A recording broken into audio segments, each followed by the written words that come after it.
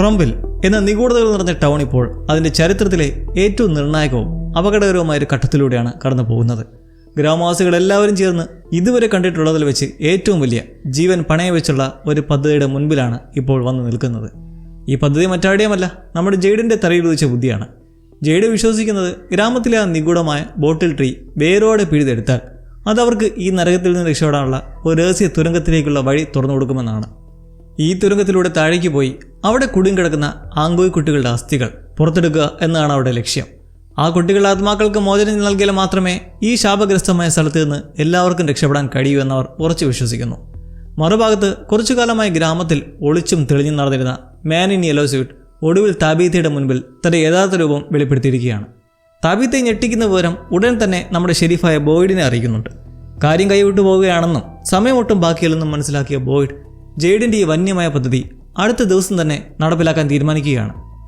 ഈ ബോട്ടിൽ ട്രീ പിഴുതെടുക്കൽ മാത്രമാണ് ആ തുരങ്കങ്ങളിൽ നിന്ന് പുറത്തു കടക്കാനും ഈ ഗ്രാമത്തിന്റെ ശാപത്തിൽ നിന്ന് രക്ഷപ്പെടാനുമുള്ള ഒരേ മാർഗമെന്ന് ഭൂരിഭാഗം പേരും ഉറച്ചു വിശ്വസിക്കുമ്പോഴും വിക്ടർ നമുക്ക് മുമ്പിൽ ഒരു വലിയ രഹസ്യം വെളിപ്പെടുത്തിയിരുന്നു. ആ സമയം നമുക്ക് അതിൻ്റെ ആഴം പൂർണ്ണമായും മനസ്സിലായിരുന്നില്ല. ഈ സീസണിൻ്റെ ഫിനാലേക്ക് മുന്നേയുള്ള പെനൾട്ടിമേറ്റ് എപ്പിസോഡിൻ്റെ ട്രെയിലർ സൂക്ഷ്മമായി പരിശോധിക്കുമ്പോൾ നമുക്ക് മനസ്സിലാകുന്നത് മറ്റൊന്നാണ്. ജെയ്ഡ് ഒരു വലിയ രക്ഷാമാർഗമായി കാണുന്ന ഈ ബോട്ടിൽ ട്രീ പിഴുതെടുക്കൽ യഥാർത്ഥത്തിൽ അവർക്കായി ഒരുക്കിയിരിക്കുന്ന ഒരു മരണക്കെണിയാണ് എന്നാണ് മുൻകാല സംഭവങ്ങൾ നൽകുന്ന സൂചന. ഓരോ എപ്പിസോഡിൻ്റെ ടൈറ്റിലിനും വളരെ പ്രാധാന്യമുണ്ടെന്ന് ഇത്രയും ബ്രേക്ക് ഡൗൺ വീഡിയോസ് കണ്ടോടെ നിങ്ങൾക്ക് മനസ്സിലായി കാണുമല്ലോ. ലാസ്റ്റ് എപ്പിസോഡിൻ്റെ ടൈറ്റിലൊന്ന് നോക്കിയാൽ ബോയ്ഡും ജെയ്ഡും ചെയ്യാൻ പോകുന്ന ആ വലിയ തെറ്റ് എന്താണെന്ന് മനസ്സിലാക്കാൻ സാധിക്കും. ഫിനാലെ എപ്പിസോഡിൻ്റെ പേരിതാണ്. ജോർജ് ബെർക്കലി എന്ന തത്വചിന്തകൻ്റെ പ്രശസ്തമായൊരു ദാർശനിക ചോദ്യത്തിൽ നിന്നാണ് ഈ വരികൾ എടുത്തിട്ടുള്ളത്. If a tree falls in a forest and no one hears it, ഒരു കാട്ടിൽ ഒരു മരം വീഴുന്നു, എന്നാൽ അത് വീഴുന്ന ശബ്ദം കേൾക്കാൻ അവിടെ മനുഷ്യരോ മറ്റേതെങ്കിലും ജീവികളോ ഇല്ലെങ്കിൽ അവിടെ യഥാർത്ഥത്തിൽ ഒരു ശബ്ദം ഉണ്ടായോ ഇല്ലയോ എന്നാണ് ആ ചോദ്യം. ഇപ്പോൾ ഈ ഫ്രം സീരീസിൽ ഈ തോട്ട്സ് വളരെ ഭീതിജനകമായ രീതിയിലാണ് അന്വർത്ഥമാകാൻ പോകുന്നത്. അതായത് ഈ ടൗണിൻ്റെ നാശത്തെക്കുറിച്ചുള്ള മുന്നറിയിപ്പുകൾ ആദ്യ ദിവസം മുതൽക്കേ അവിടെ ഉണ്ടായിരുന്നു. എന്നാൽ ആ മുന്നറിയിപ്പുകളുടെ അർത്ഥം മനസ്സിലാക്കാൻ അവിടെ ആർക്കും സാധിച്ചില്ല. എങ്കിൽ വരാൻ പോകുന്ന ആ വൻ ദുരിതത്തെ മുൻകൂട്ടി തടയാൻ ആർക്കെങ്കിലും സാധിക്കുമോ? ഇല്ല എന്നാണ് ഇതിൻ്റെ ഉത്തരം. 9ാം എപ്പിസോഡിൻ്റെ തലക്കെട്ട് കൊടുങ്കാറ്റിന് മുമ്പുള്ള ശാന്തത എന്നാണ്. ഈ എപ്പിസോഡിൻ്റെ സിനോപ്സിസ് പറയുന്നത് ഗ്രാമവാസികൾ ഇതുവരെ നേരിട്ടുള്ള തരത്തിലുള്ള ഒരു വലിയ വഴിത്തിരിവിലാണ് വന്ന് നിൽക്കുന്നതെന്നാണ്. ഇത് കഴിഞ്ഞ എപ്പിസോഡിൽ ജെയ്ഡ് പറഞ്ഞൊരു കാര്യവുമായി നേരിട്ട് ബന്ധപ്പെട്ടിരിക്കുന്നു. ജെയ്ഡ് പറഞ്ഞ ഓർമ്മയില്ലേ, ഇതുവരെ ഗ്രാമത്തിൽ വന്ന ആർക്കും ഇവിടുന്ന് രക്ഷപ്പെടാൻ കഴിയാഞ്ഞത് എന്തുകൊണ്ടെന്നാൽ ആരും തന്നെ കഠിനമായ തീരുമാനങ്ങൾ എടുക്കാൻ ധൈര്യം കാണിച്ചിരുന്നില്ല. ഇപ്പോൾ ബോയ്ഡ് ആ കഠിനമായ തീരുമാനം എടുക്കുകയാണ്. ആങ്കോയ് കുട്ടികൾ അസ്ഥികൾ തോണ്ടിയെടുക്കാൻ ആളൊരു വലിയ പദ്ധതിയുമായി മുന്നോട്ട് പോവുകയാണ്. കാരണം മാൻ ഇൻ യെല്ലോ തിരിച്ചെത്തി കഴിഞ്ഞു എന്ന് തബീത്തിലൂടെ ബോയ്ഡ് ഉറപ്പിച്ചു കഴിഞ്ഞു. ഇനി തങ്ങൾക്ക് ഒട്ടും സമയമില്ലെന്നും ഇപ്പോഴത്തെ ഈ കൃത്യസമയത്ത് ശരിയായ തീരുമാനം എടുത്തില്ലെങ്കിൽ ടൗണിൽ എല്ലാവരും ദാരുണമായി കൊല്ലപ്പെടുമെന്നും ബോയ്ഡിന് നന്നായി അറിയാം. ട്രെയിലറിന്റെ തുടക്കത്തിൽ നമ്മൾ കാണുന്നത് സോഫിയും ക്ലാരയും ഒരു പഴയ കാറിന്റെ അരികിൽ നിൽക്കുന്നതാണ്. അവർ ഗ്രാമത്തിൽ കിടക്കുന്ന പഴയ കാറുകളെല്ലാം ഒന്നൊന്നായി പരിശോധിക്കുകയാണെന്ന് തോന്നുന്നു. പ്രത്യേകിച്ച് മാൻ ഇൻ യെല്ലോയുമായി ബന്ധപ്പെട്ട എന്തെങ്കിലും തെളിവുകളോ സാധനങ്ങളോ ഈ കാറിൽ നിന്ന് കിട്ടുമോ എന്നായിരിക്കാം അവരുടെ തിരച്ചിൽ. കാരണം ഈ ഒരു പയ്യനും മറ്റുള്ളവരെ പോലെ ഒരു കാറിലാണ് ഈ ഗ്രാമത്തിലേക്ക് വന്നതെന്ന് ഇപ്പോൾ എല്ലാവർക്കും അറിയാം. ഒരുപക്ഷെ നമ്മൾ കാണുന്ന ഈ ഒരു കാർ സോഫിയ വന്ന ആ ഒരു പുരോഹിതൻ്റെ കാറായിരിക്കാം. കാരണം അതിൻ്റെ നിറം ഏകദേശം സെയിം ആണ്. എന്നാൽ ഇവിടെ പ്രധാനപ്പെട്ട ഒരു കാര്യം അതല്ല. സോഫിയുടെ ലക്ഷ്യം ഇപ്പോൾ ക്ലാരയാണ്. സോഫി ക്ലാരയോട് വളരെ നിഗൂഢമായി ചോദിക്കുന്നു, ഞാൻ ആരാണെന്ന് എനിക്ക് ശരിക്കും അറിയാമോ? ക്ലാരയ്ക്ക് സോഫി എന്താണ് ഉദ്ദേശിക്കുന്നത് ഒട്ടും മനസ്സിലാകുന്നില്ല. അവൾ ആശയക്കുഴപ്പത്തിലാവുന്നു. പെട്ടെന്ന് സോഫിയ ക്ലാരയുടെ തൊട്ടടുത്തേക്ക് വന്നിട്ട് അവളുടെ കാതിൽ പറയുകയാണ്, നീ എന്നെ കുറച്ചുകൂടെ അടുത്ത് നിന്ന് സൂക്ഷിച്ചു നോക്കൂ, അപ്പോൾ ഞാൻ ആരാണെന്ന നിജസ്ഥിതി നിനക്ക് കാണാൻ കഴിയും. ക്ലാര സോഫിയുടെ കണ്ണുകളിലേക്ക് കൃത്യമായി നോക്കുമ്പോൾ അവളുടെ മുഖം ഭയം കൊണ്ട് വിളർന്നു. അവൾ ഭയം ഉറച്ചുകൊണ്ട് വിളിച്ചു പറയുന്നു. അതിനർത്ഥം സോഫിയ തൻ്റെ യഥാർത്ഥ രൂപം ക്ലാരയ്ക്ക് മുന്നിൽ വെളിപ്പെടുത്തിയെന്നാണോ? ക്ലാരയുടെ ആ ഭയം എന്നുള്ള നിലവിളി ഒന്ന് മാത്രമേ തെളിയിക്കുന്നുള്ളൂ. അവളവിടെ കണ്ടത് അതിഭയങ്കരമായ ഒരു മനുഷ്യൻ്റേതല്ലാത്ത ഏതോ രാക്ഷസ രൂപമോ അല്ലെങ്കിൽ അതുപോലെ വിശ്വസിക്കാൻ കഴിയാത്ത എന്തോ ഒന്നാണ്. മുൻപ് ഫാത്തിമ പറഞ്ഞൊരു കാര്യം നമ്മൾ ഓർക്കണം. ഈ നാട്ടിലുണ്ടായിരുന്ന എന്തോ ഒരു ശക്തി ഇവിടെ ഉണ്ടായിരുന്ന നാട്ടുകാർക്ക് ഇമ്മോർട്ടാലിറ്റി വാഗ്ദാനം ചെയ്തിരുന്നു. ആ വാഗ്ദാനം ചെയ്ത എൻറ്റിറ്റി സത്യത്തിൽ ആരാണ്? യഥാർത്ഥത്തിൽ ഈ മഞ്ഞ സൂട്ടിൻ്റെ മനുഷ്യൻ തന്നെയാണോ ഈ ഗ്രാമത്തിലെ ദ ഫൈനൽ ബോസ്? നമ്മൾ ഇതുവരെ അറിയാത്ത എന്തോ ഒരു പ്രാധാന്യത ഇയാൾക്കുള്ളിലുണ്ട്. കാരണം കഴിഞ്ഞ എപ്പിസോഡിൽ നമ്മൾ കണ്ടു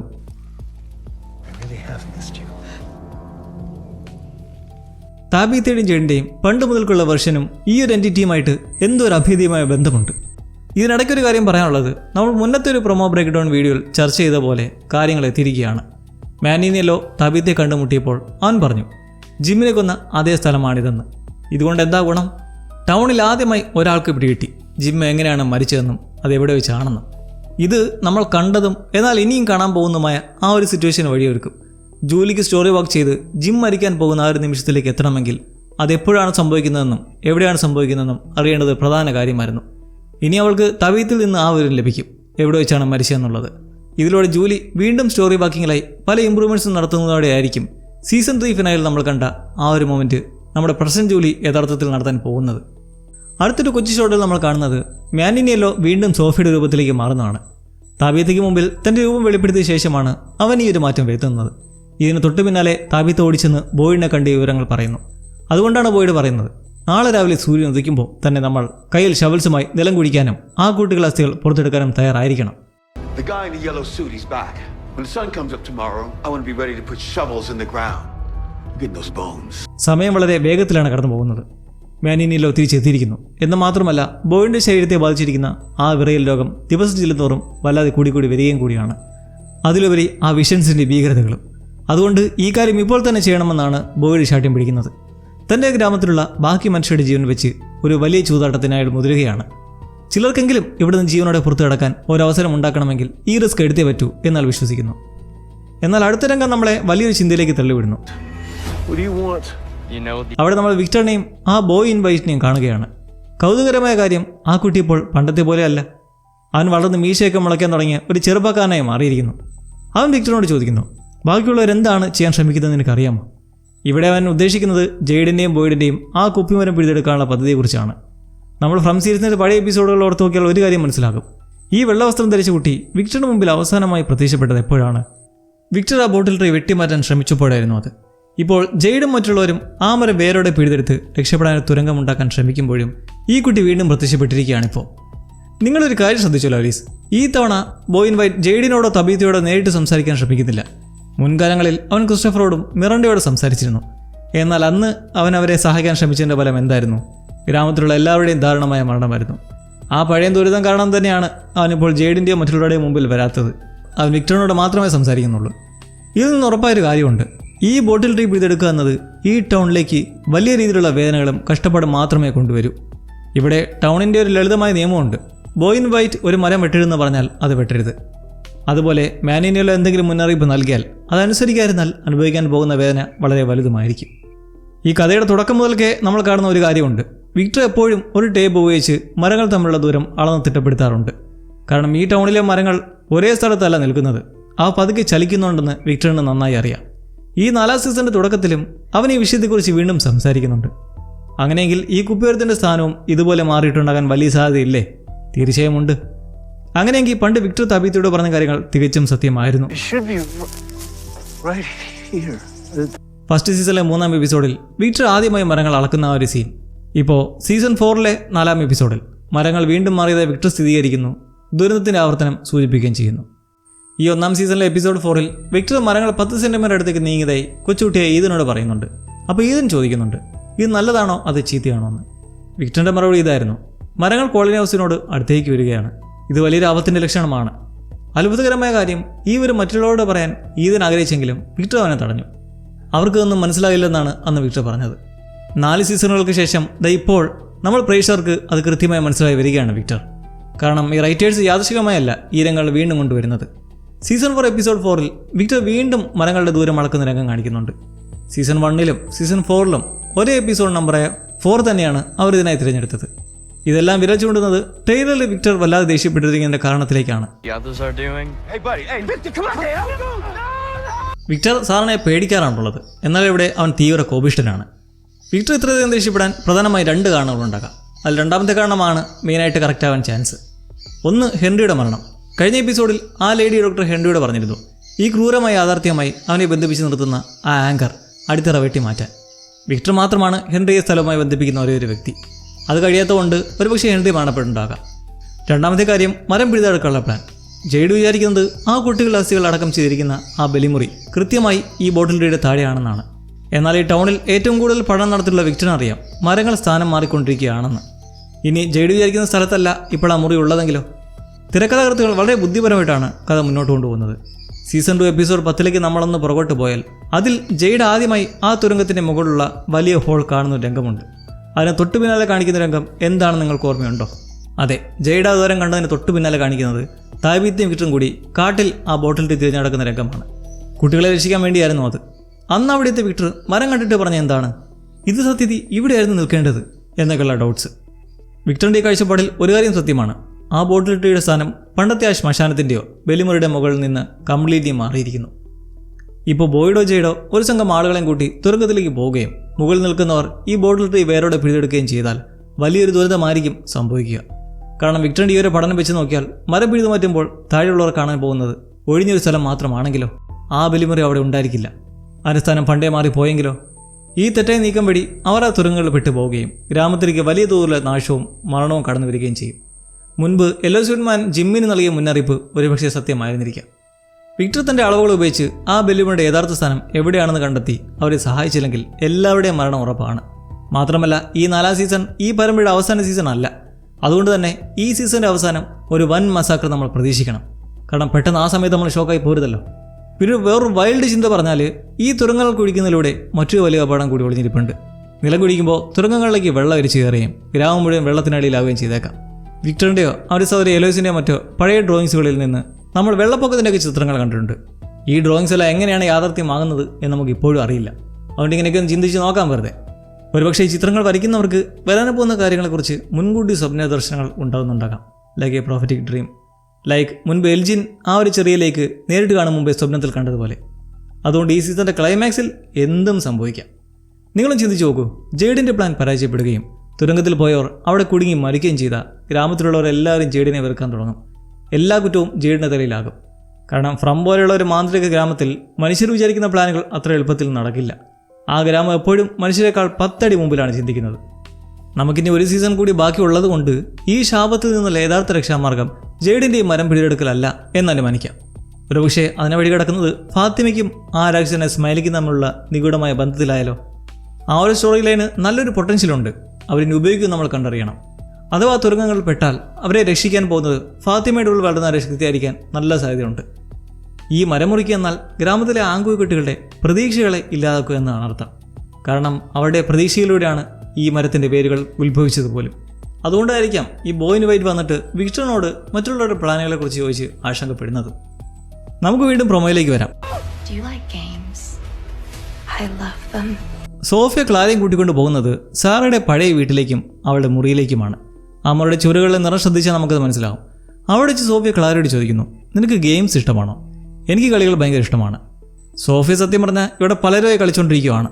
അവൾ തബീത്തയെ വെച്ച് കളിക്കുന്നു, ഹെൻറിയെ വെച്ച് കളിക്കുന്നു, മരിയലിനെ വെച്ച് കളിക്കുന്നു, സാറയെ വെച്ച് കളിക്കുന്നു. ഇപ്പോൾ ദാ ക്ലാരയുടെ വീടവും.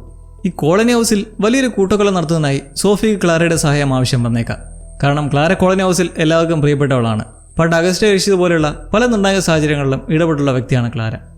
ഒരുപക്ഷെ കോളനി ഹൗസിൻ്റെ വാതിലുകൾ തൂക്കിയിട്ടിരിക്കുന്ന ആ ടാലിസ്മെൻസ് അവിടെ നിന്ന് മാറ്റി രാക്ഷസന്മാർക്ക് അകത്തേക്ക് വരാൻ വഴി തുറന്നു കൊടുക്കാൻ സോഫിയ ക്ലാരയെ ഉപയോഗിച്ചേക്കാം. അല്ലെങ്കിൽ ടാലിസ്മെൻസ് എല്ലാം മോഷ്ടിച്ചിട്ട് ഇവൾക്ക് കൊണ്ടുകൊടുക്കാനായിരിക്കാം. എന്നാൽ ഇവിടെ ചിന്തിക്കേണ്ട ഒരു കാര്യമുണ്ട്. സോഫിയ എന്തിനാണ് താൻ്റെ സാധാരണ മനുഷ്യനല്ലെന്ന് ക്ലാരയ്ക്ക് കാട്ടിക്കൊടുത്തത്? തൻ്റെ മാന്ത്രിക ശക്തി ഉപയോഗിച്ച് ക്ലാരയുടെ ഓർമ്മകൾ മായ്ച്ചു കളയാൻ സോഫിയയ്ക്ക് കഴിയുമോ? എന്തൊക്കെ അമാനുഷിക ശക്തികളായിരിക്കും ഇനി സോഫിയയ്ക്ക് ഉള്ളതെന്ന് നമ്മൾ ഇനി അറിഞ്ഞിട്ടില്ല. ഈ കളിയിൽ നിന്ന് നമ്മുടെ എൽജിനും രക്ഷപ്പെട്ടിട്ടില്ല. ട്രെയിലറിൽ എൽജിൻ ആ ഒരു പഴയ റെസ്റ്റോറൻറ്റിൽ നിന്ന് ഒരു നിഗൂഢമായ ഫോട്ടോ കണ്ടെത്തുന്നുണ്ട്. അക്കോസ്റ്റ ഏൽപ്പിച്ച ആ ഒരു ജോലി ചെയ്യുന്നതിനിടയിലാണ് അവനിത് കിട്ടുന്നത്, സ്റ്റോറേജ് യൂണിറ്റിൽ നിന്നും. എന്നാൽ ഇതുപോലെ മുന്നേ ഇറങ്ങിയൊരു സ്റ്റിലിലായി സോഫിയയുടെ കയ്യിലും ഇതേപോലൊരു ഫോട്ടോ ഇരിക്കുന്നതായി കാണാം. അങ്ങനെയെങ്കിൽ ഈ ഫോട്ടോ ഉപയോഗിച്ച് എൽജിൻ്റെ മനസ്സിൽ ഭ്രാന്ത് പിടിപ്പിക്കാനും അവനെ തെറ്റിദ്ധരിപ്പിക്കാനാണ് സോഫിയ ശ്രമിക്കുന്നതെങ്കിലോ? ചിലപ്പോൾ പലയിടത്തും കറങ്ങി നടക്കുന്ന പോലെ സോഫിയയുടെ യഥാർത്ഥ പഴയ രൂപത്തിൻ്റെ ഫോട്ടോ ആയിരിക്കും അത്. അതായിരിക്കാൻ വഴിയില്ലെന്ന് തോന്നുന്നു. കാരണം അത് പോലെ ഉണ്ടായിരുന്നു ഒന്ന് കണ്ടപ്പോൾ. സോഫിയ തന്നെ ആ ഒരു ഫോട്ടോ കയ്യിൽ വെച്ചിരിക്കുന്നത് നോക്കുമ്പോൾ അവർക്ക് ഗ്രാമവാസികളുടെ ഇടയിൽ പരസ്പരം സംശയവും ശത്രുതയും ഉണ്ടാക്കണമെന്നുണ്ട്. ആൾ മുമ്പ് പറഞ്ഞിരുന്നു, എനിക്ക് ഏറ്റവും ഇഷ്ടപ്പെട്ട ഭാഗം ഇനിയാണ് വരാൻ പോകുന്നത്. ഇവിടെയുള്ള മനുഷ്യർ പരസ്പരം കടിച്ചു കയറാൻ പോകുന്ന ആ ഒരു ഭാഗം. എല്ലാവരും സോഫിയ തന്നെയാണ് ആ യെല്ലോ സ്യൂട്ട്മാൻ എന്ന് അറിഞ്ഞു കഴിഞ്ഞാൽ പിന്നെ അവർ തമ്മിൽ അടിക്കില്ലല്ലോ. അതുകൊണ്ട് സോഫിയ തൻ്റെ സ്വത്വം എല്ലാവരുടെയും മുമ്പിൽ വെളിപ്പെടുത്തില്ല. പകരം അവൾ അവരെയെല്ലാം പരസ്പരം സംശയിപ്പിക്കും. ഈ ദുരന്തങ്ങൾക്കെല്ലാം കാരണം ജെയ്ഡും തബീത്തയുമാണെന്ന് വരുത്തി തീർക്കും. അങ്ങനെ മനുഷ്യരുടെ ഇടയിലുള്ള വിശ്വാസവും പ്രതീക്ഷയും നഷ്ടപ്പെടുമ്പോൾ ഉണ്ടാകുന്ന അവേരെയും കഷ്ടപ്പാടുമാണ് ഈ ടൗണിനെയും ആ യെല്ലോ സ്യൂട്ട്മാനെയും ജീവനോടെ നിലനിർത്തുന്ന ആഹാരം എന്ന് വേണമെങ്കിൽ പറയാം. എന്നാലും സോഫിയായിട്ട് വരുന്ന നടി ജൂലിയ റോബർട്ട്സ് പറഞ്ഞു വെച്ചിട്ട് നോക്കിയാൽ അവളുടെ ഒരു വിളയാട്ടമായിരിക്കും ഈ 9ാം episode. Episode 9, I think. Episode 9. It was during the last block. So I'm playing so many right now. പ്രൊമോയുടെ അവസാന ഭാഗത്ത് നമ്മൾ കാണുന്നത് ഏറ്റവും വിചിത്രമായ രംഗമാണ്. ആ ആൺകുട്ടികൾ കൂട്ടത്തോടെ നിന്ന് ദൂരേക്ക് കൈ ചൂണ്ടി കാണിക്കുകയാണ്. ചുറ്റുപാടൊക്കെ വെച്ച് നോക്കിയാൽ ഈ കുട്ടികൾ നിൽക്കുന്നത് ബോർഡിൻ്റെ ഓഫീസിന് മുമ്പിലാണെന്ന് തോന്നുന്നു. അവർ നേരെ മുമ്പോട്ടാണ് കൈ ചൂണ്ടുന്നത്. അങ്ങനെയാണെങ്കിൽ അവിടെ മുമ്പിൽ പ്രധാനമായും 3 സ്ഥലങ്ങളാണുള്ളത്. താബീത്തയുടെ വീട്, ആ പഴയ ട്രക്ക്, പിന്നെ ദൂരെയുള്ള കോളനി ഹൗസ്. ട്രക്കും കോളനി ഹൗസും നമുക്ക് തൽക്കാലം ഒഴിവാക്കാം. അങ്ങനെയെങ്കിൽ ഏറ്റവും യുക്തിപരമായ ഉത്തരം അവർ ചൂണ്ടിക്കാണിക്കുന്നത് തബീത്തയ്ക്ക് നേരെയാണ് എന്നതാണ്. ആ സമയത്ത് തബീത്ത വീടിന് പുറത്ത് ഏതിനോടൊപ്പം കസേരയിലൊക്കെ ഇരിക്കുന്നുണ്ടാവും. അങ്ങനെയാണെങ്കിൽ ഈ കുട്ടികൾ എന്തിനാണ് തബീത്തയ്ക്ക് നേരെ വിളിച്ചു ചൂണ്ടുന്നത്? ഇവിടെയാണ് നമ്മൾ ഭ്രാന്തമായ തിയറിയിലേക്ക് വരുന്നത്. ഈ കുട്ടികൾ വല്ലാതെ ദേഷ്യത്തിലും സങ്കടത്തിലുമാണ് തബീത്തയെ നോക്കുന്നതെങ്കിലോ, അവർ തബീത്തയെ പഴയ ഏതൊരു കാര്യം ഓർമ്മിപ്പിക്കാൻ ശ്രമിക്കുന്നതാണെങ്കിലോ, അതെന്താണെന്ന് കൃത്യമായി പറയാനാകുന്നില്ലെങ്കിലും നമുക്ക് ഈ ടൗണിൻ്റെ തിയറി ഒന്ന് നോക്കാം. നൂറ്റാണ്ടുകൾക്ക് മുമ്പ് ഇവിടെ ഉണ്ടായിരുന്ന യഥാർത്ഥ ടൗൺ വലിയ രോഗപീഠകളിലൂടെയും പട്ടിണിയിലൂടെയും കടന്നു പോവുകയായിരുന്നു. ടൗൺ വാസികൾ കൂട്ടത്തോടെ മരിച്ചുകൊണ്ടിരുന്ന ആ സമയത്താണ് ഈ മഞ്ഞ സൂട്ടുകാരൻ അവിടെ പ്രത്യക്ഷപ്പെടുന്നെങ്കിലോ, ദ റിയൽ ബോസായി. അവൻ അന്നത്തെ തബീത്തയെ ഒരു കെണിയിൽ വീഴ്ത്തി. സ്വന്തം കുട്ടികളെ ബലി നൽകിയാൽ ഗ്രാമത്തിലുള്ളവർക്ക് ആർക്കും പിന്നീട് മരണം ഉണ്ടാകില്ലെന്നും എല്ലാവർക്കും അമരത്വം ലഭിക്കുമെന്നും അവൻ അവിടെ വിശ്വസിപ്പിച്ചു. ആദ്യമൊക്കെ അന്നത്തെ ജെയ്ഡും തബീത്തയും ഈ പ്ലാനോട് യോജിക്കുകയും ബാക്കി ഗ്രാമവാസികളെ ഇതിനായി നിർബന്ധിക്കുകയും ചെയ്തിട്ടുണ്ടാകാം. എന്നാൽ കുട്ടികളെ ബലി കൊടുത്ത ശേഷമായിരിക്കാം തങ്ങൾ ചെയ്തത് വലിയൊരു തെറ്റാണെന്ന് അവർക്ക് മനസ്സിലായത്. അപ്പോഴേക്കും കാര്യങ്ങൾ കൈവിട്ടു പോയിരുന്നു. അവർക്ക് ആ കുട്ടികളെ രക്ഷിക്കാൻ കഴിഞ്ഞില്ല. നമ്മൾ കണ്ടതാണ് സോഫിക്ക് പലതരത്തിലുള്ള ആഭിചാരക്രിയകളും മാന്ത്രിക വിദ്യകളും ചെയ്യാൻ അറിയാം. പണ്ട് ഗ്രാമവാസികൾ മരിച്ചുകൊണ്ടിരുന്നപ്പോൾ ഈ മഞ്ഞ സ്വീറ്റ് മാൻ വന്നിട്ട് ചില്ലറയൊക്കെ തൻ്റെ ശക്തിയിൽ സുഖപ്പെടുത്തിയിട്ടുണ്ടാകാം. അതുകൊണ്ടായിരിക്കാം അവൻ പറഞ്ഞ കുട്ടികളുടെ ബലി എന്ന കാര്യം ഗ്രാമവാസികൾക്കെന്ന് ശരിയാണെന്ന് തോന്നിയത്. ആ പിശാച് തങ്ങളെ പറ്റിക്കുകയാണെന്ന് അവർ ചിന്തിച്ചതേയില്ല. അങ്ങനെ അവർ തബീത്തയ്ക്കും ജെയ്ഡിനും എതിരെ തിരിഞ്ഞു. ഈ തിയറിക്ക് എത്രത്തോളം ജെന്യുവിനാണെന്ന് നമുക്കറിയില്ല. പക്ഷേ കണ്ണിൽപ്പെട്ടത് ഒന്ന് ഷെയർ ചെയ്തു തോന്നിയേ ഉള്ളൂ. ഒരുപക്ഷെ തിയറി ശരിയാണെങ്കിൽ വരാൻ പോകുന്ന എപ്പിസോഡുകളിൽ തബീത്തയ്ക്ക് വലിയൊരു തിരിച്ചടിയായിരിക്കും നേരിടേണ്ടി വരിക. എന്തൊക്കെയാണ് നടക്കാൻ പോണെന്ന് നമുക്കിനി എപ്പിസോഡ് വരുമ്പോൾ കാണാം. ആ ബോട്ടിൽ ടീയുടെ സ്ഥാനം മാറിയതിനെക്കുറിച്ചും ജെയ്ഡിൻ്റെ പ്ലാൻ ഒടുവിലൊരു കെണിയായി തീരുമോ എന്നുള്ളതിനെക്കുറിച്ചും നിങ്ങളുടെ അഭിപ്രായങ്ങൾ ഒന്ന് പങ്കുവയ്ക്കുക. കാരണം ഈ മരങ്ങൾ മാറുന്നതിനെക്കുറിച്ചും വിക്ടറിൻ്റെ കണക്കുകളെക്കുറിച്ചും ഇത്രയും സീനുകളൊക്കെ അവർ കാണിച്ച സ്ഥിതിക്ക് ക്ലൈമാക്സിൽ വലിയൊരു ഞെട്ടൽ തന്നെ നമ്മളെ കാത്തിരിക്കുന്നുണ്ട്. അപ്പോൾ പുതിയ എപ്പിസോഡിനായി നമുക്ക് കാത്തിരിക്കാം.